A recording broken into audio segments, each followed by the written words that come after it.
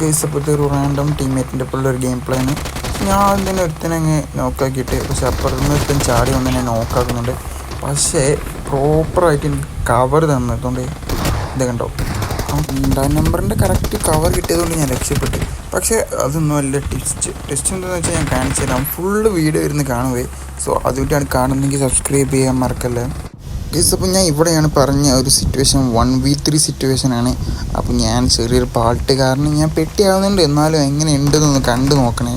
So 2 പേരെ നോക്കാക്കിയിടുന്നുണ്ട്. Clip ഇഷ്ടപ്പെടുവാണെങ്കിൽ like അടിച്ച് സപ്പോർട്ട് ചെയ്യുക ഗൈസ്.